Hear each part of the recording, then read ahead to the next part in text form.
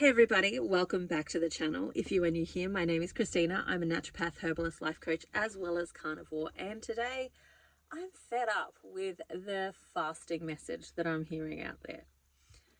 I say this because the message of fasting is often one from a masculine space. So masculine bodies are really different to female bodies. Like our hormones are different, and there are lots of different things that take place because of our DNA differences. And the message that I hear over and over and over again is one that is really often coming from that masculine standpoint.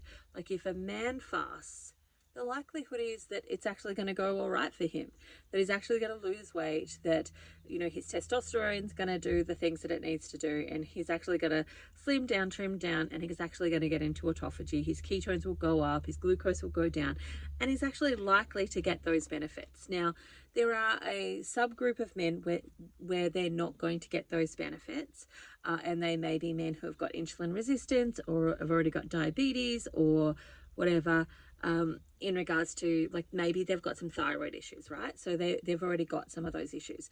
Those issues are less prominent in men than they are in females, but there are men that have those problems. But even men that have those problems will often still benefit from things like intermittent fasting. For women, however, our makeup is really different. And our bodies consider fat the diamond of the body. Like, it's a really precious resource. And it considers it a precious resource because our bodies are designed to have babies. And so we need to have some fat stores for the production of those babies. So if you think about it from the perspective of, if you fall pregnant and you are one of those people that have significant morning sickness, what happens when you get that morning sickness? So when you have that pregnancy, there is a hormone that is released. HCG is released, and that hormone does a bunch of different things. It is going to trigger some other hormonal cascades, but one of the big things that HCG actually does is that it actually opens up the fat cells and puts them into your bloodstream, so that even if you can't eat because you're too nauseous or you're vomiting, and you're being deprived of food because you can't keep it down, your baby is still accessing food. It's still got nutrients. It's still got sustenance coming through, and it's coming through in those fat cells that are being put into your bloodstream, which then can go into the placenta, which can then go into the baby. So that baby's got milk and cookies on tap because there is those fat cells that are going through it. Now, if you don't have those fat cells, however, that baby's going to starve. And so your body knows this, which is why fat is like super precious to the female body. We need it for hormone production, but we need it in case of pregnancy and being able to feed that baby. And so your body doesn't let go of fat easily. And it doesn't let go of fat easily because it's this precious resource.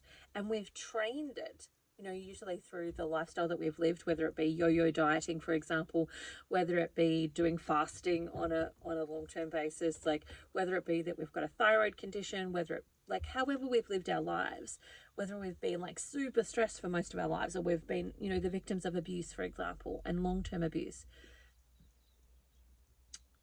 Those things have an impact on whether we let go of fat or not, because it trains our body that we don't know what's coming.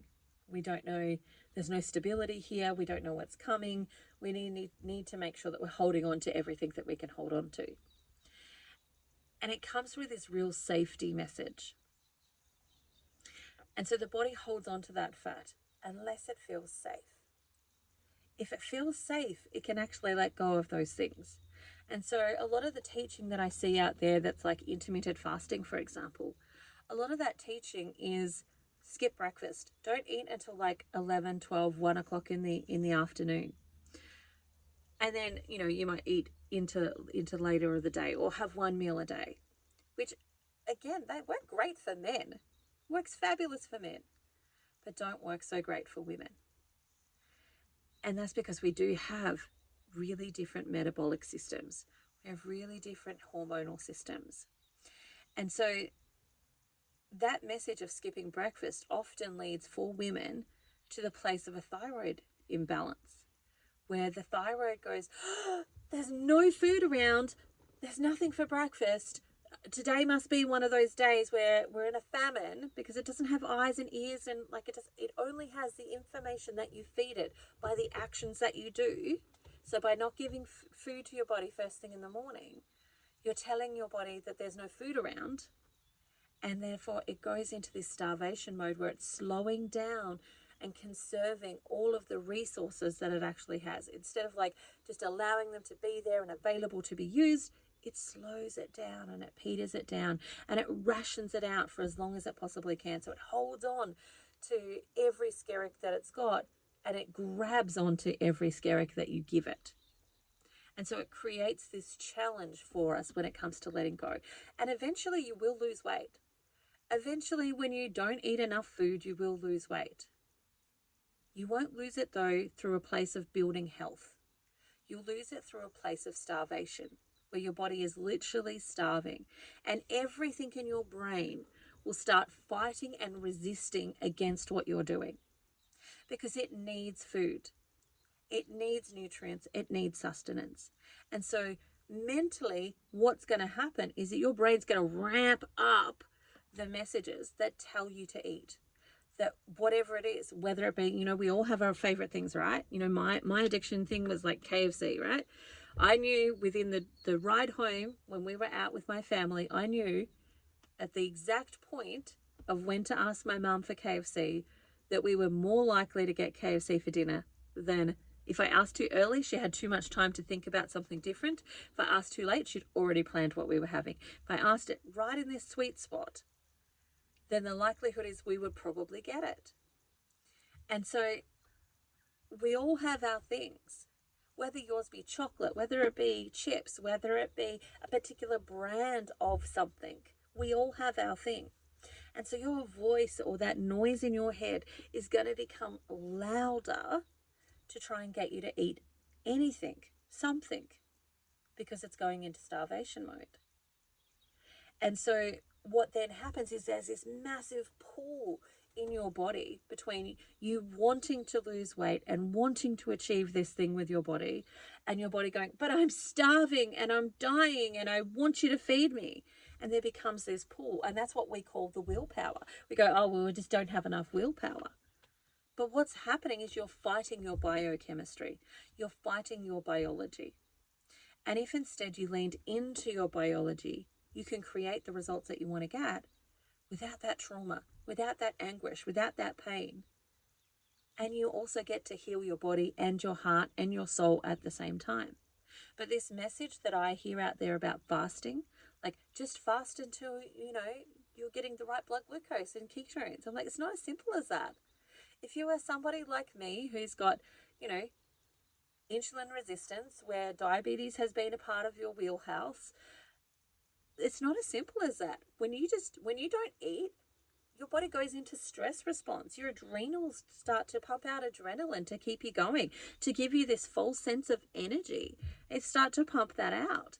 And that then, makes you gain weight, because adrenaline is a weight-gaining hormone, but it also increases your glucose. So your glucose levels actually go up because your liver starts pumping out glucose. And even if you're not eating it, your body goes, okay, great, we've got some fat there and we've got some muscle. Well, it's quicker to get muscle turned to glucose than it is to get fat turned to glucose. So let's grab some fat, let's grab some muscle, and it'll take that muscle in your body and start to break it down. And you become weaker and weaker and weaker. And eventually you won't be able to resist those voices in your head that tell you to eat the food. Like, you won't be able to, because there's no strength left in your body, because you've given up your muscle mass to make it into glucose so that you can fast like a dude and you're not one, as opposed to, I need to be a little bit more clever about this. I need to really put safety at the top of my list. And does it bring safety into my body? Do I give my cells the message that my world is safe when I'm not eating? And for a vast majority of women, that's not the case. There will be some women that will be the case for, and that's okay. And there will be some women that maybe have already gone through their healing journey and they've built this trust within their body. Their body knows the expectations and all of that type of stuff, where, again, it's not the case and they can fast and it's no problems for them. But for women that are still in their healing journey, for women that have done things like yo-yo dieting, etc., this message around fasting is actually generally unhelpful. And I say that with a number of things in mind. One of which is that what happens when people do things like intermittent fasting is that they most commonly go for skipping breakfast, which actually is the least effective meal of the day to skip when it comes to getting the benefits of fasting. The most beneficial thing to skip is dinner.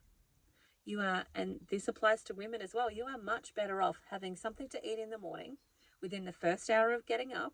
So, and it doesn't have to be big, right? It doesn't have to be like I have to sit down to a full steak and bacon and eggs and all the things. It could be just that you've got, a boiled egg or half a boiled egg. You don't actually need to eat a lot, but just giving your body a little bit of food sends that safety message that there's stuff around. I don't need to skimp. I don't need to save. I don't need to hoard what's on my body. There's food around. It's fine. I can let it go. It's fine. You give the body the message of safety. When you skip dinner, you actually get much more bang for buck when it comes to actually skipping the meal. And if you've done the first half of your day well, where you've eaten well, you're satisfied and satiated, it's actually not that hard to skip dinner. And really the challenge of skipping dinner, if you've done the first half of the day well, is the social stuff. Like, we're so used to sitting around the table as a family, and our lives are set up like that. Like, mornings are often busy. Everybody's rushing to get out the door. Lunch, everybody's at school or work or whatever, depending on how your lifestyle is. And dinner is when we come to the table and we sit around the table. And we share a meal, we break bread, and we discuss and commute. That's often the major challenge for people when it comes to skipping dinner, rather than like skipping the food, because you can set your day up so that you eat the foods that you really like for breakfast or lunch. And then it's about creating a strategy for dinner. And that might be that you sit down with a bowl of broth or a cup of broth with some butter in it.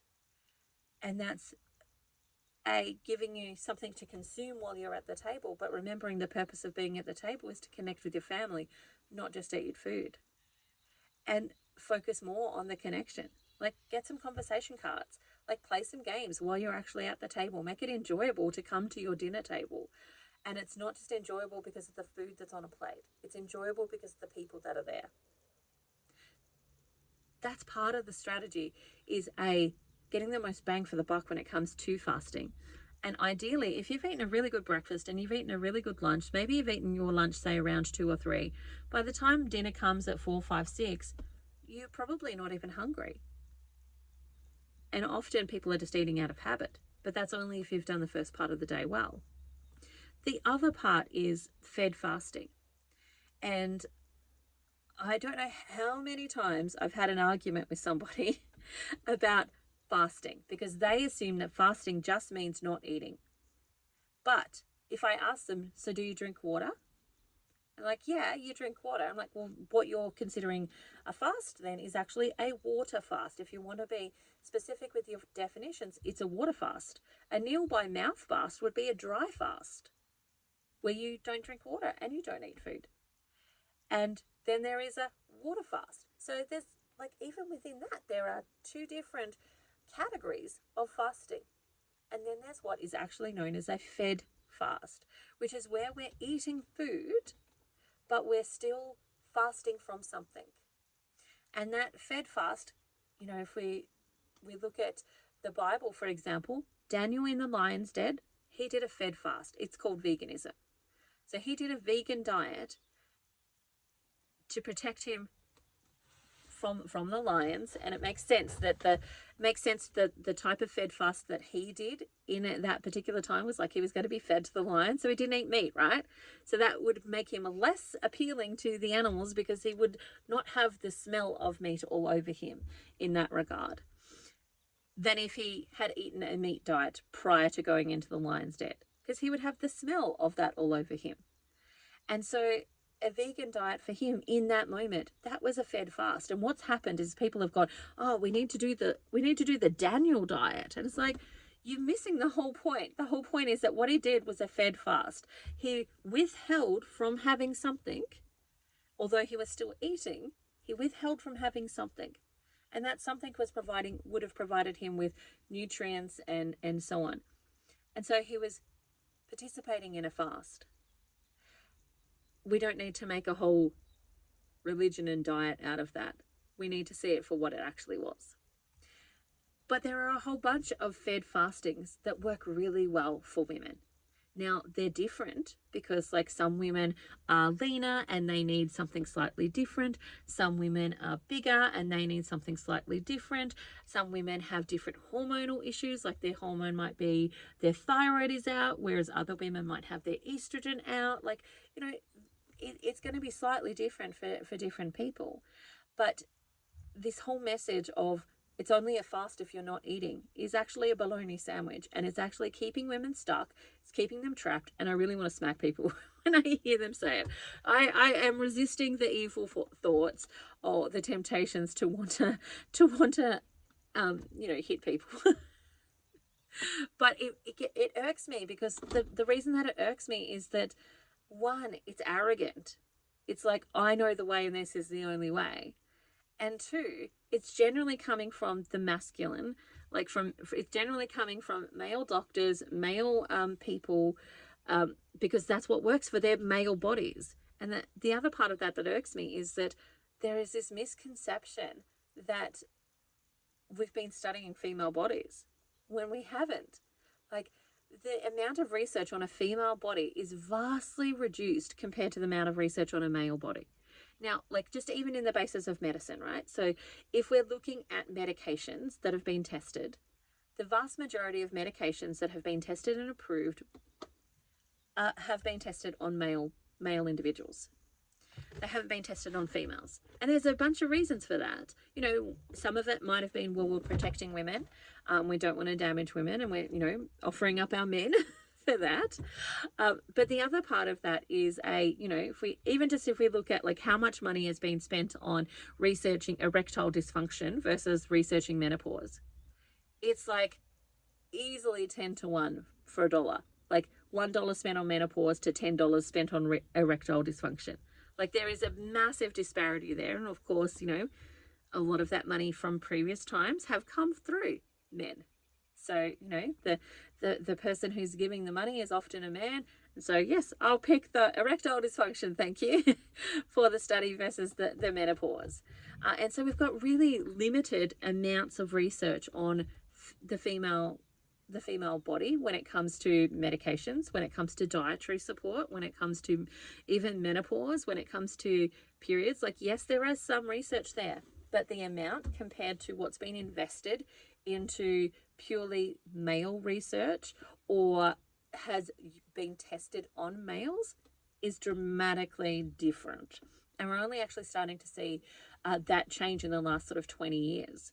And even still then, like, if you are a research scientist and you're trying to get something through, it's much harder to research on women because every single woman is going to have their cycle at a slightly different stage. And in order to be able to get really super accurate information where we're tracking a lot of that stuff, we'd want to know, when are they ovulating? How long is their ovulation? When are their hormones coming in? Like, when is luteinizing hormone coming in? When is progesterone coming in? Like, when are these cascades and falls happening? Like, there is a lot more complexity when it comes to even scientific studies of the female body, because of the hormonal issues that are there, like the hormonal cascades that take place. And it would require more attention to detail, more specifics to be able to get really good qualitative study where we're like closer to knowing that this factor that we've changed has created this outcome, because those hormones could play a big role in that as well. And so there are some complications and challenges out of it. But when it comes to then using the information that we've learnt and received from predominantly studying males and not studying females as much, and then pushing that onto females, it drives me bananas. Because I have women who are creating amazing results through fed fasting, where they're fasting, or maybe they're doing, once or twice a week, they're doing a beef and butter fast. Maybe once or twice a week, they're doing a sardine fast. Maybe once or twice a week, they're doing, a different type of, like, maybe they're just having broth and butter for a day or two or three. Maybe they're having, a fat fast where they're predominantly eating around 90% of their calories from fat, 90 to 95% from fat. And they're getting really great results from that. Like, those are still considered fasts because of you're depriving yourself of, or you're skipping out on a whole bunch of other stuff.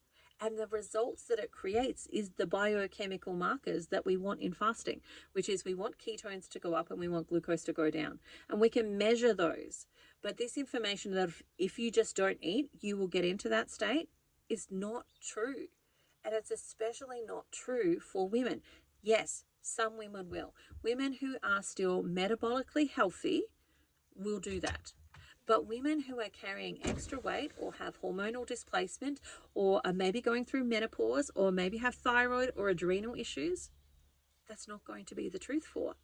And all you're doing is shaming them and creating harm with inside of their bodies because they're like, I just can't do it. And they go through this emotional roller coaster of there's something wrong with me because I can't do it. And the reason that they can't do it is because they're not meant to. It's not how their bodies work. And it's not how you get them back into a place of healing. And what works for them, is individual care. It's a bit of trial and error. It's actually working out which one of these things actually works for you, because it's different for everybody. And it's different for everybody because they've got different reasons to why they are coming to this space. They might have had a thyroid thing. They might have had a car accident. They might have had, a whole bunch of genetic issues that have come there. They might have immune things. Like, there's a myriad of reasons that people have come to the table of carnivore. And their lives are different. Their stresses are different. The things that need to be considered are different. They might have come to the table and already have had issues with eating disorders in the past. And so then telling them to fast and just fast until you get where you want to go actually does not help them. It hinders them and it makes it harder for them. And this is the challenge and the frustration that I have sometimes with the Facebook groups and even the YouTube videos, etc., is that we've got to think about, who are we speaking to? Who is our audience? Who's going to be hearing this? And what do we need to say to them? And we need to come to it with grace and love and compassion, because there's a lot of complexities into how our health issues. Some are mental, some are emotional, some are physical. There's a whole bunch of stuff that intertwines. There's a lot of things that go on, and we have these, we have the fasting police, we have the carnivore police, we have the keto police, we have all these people who are trying to police what everybody else is doing, instead of going, you know what, if that really is working for you, go you. If it's not working, maybe this will help, maybe it won't, but you might need to play with it, because it's an n=1 equation. It is an n=1 equation. You are an individual and you're likely to need individual support. There might be some common themes, like, when I'm working with clients in a coaching perspective, and we're working on some of the emotional stuff, there's some common themes, but the story is always different. Like, the detail is always different, but there's some common themes that are there. And so I want to say, let's get rid of this idea that we have to fast like a dude in order for things to work, and open ourselves up to, what is it that I actually need, me individually, in this stage? Because that's the other thing, is that in different stages of your healing journey, you need different things. And this is one of the challenges when our sole focus is only on weight as well. I was saying this to a client the other day, that what if you're not losing weight right now, but you're killing cancer cells? If you knew that information, would you go, you know what, I don't care about the weight right now. I'm good with just staying the weight that I am, maybe going up, maybe going down, but not really changing too much. I'm good with that, but I know that my cancer cells are dying. How would you feel if you knew that was happening?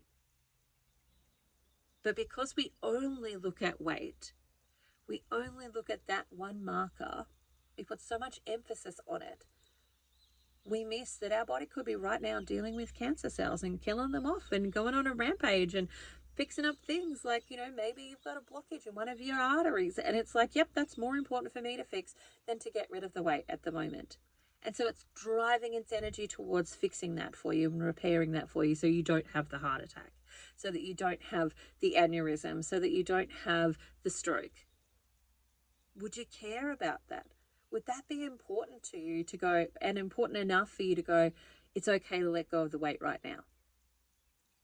It's okay for that not to be my primary goal right now, because I know my body is working on these things. And that's why I encourage you to track a whole bunch of different things.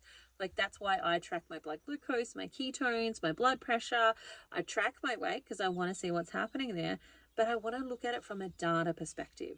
That's why it's helpful to get bloods done every so often. If you can go and get things like your homocysteine tested, your fasting insulin tested, your CRP tested, like your triglycerides tested, like if you can get those things like your liver enzymes tested, and you're looking at them from a data perspective versus it's the whole story perspective, then you can collate stuff that helps you move forward. It's the same as like tracking, like if I'm waking up in the morning and I've got energy, is that important enough to me?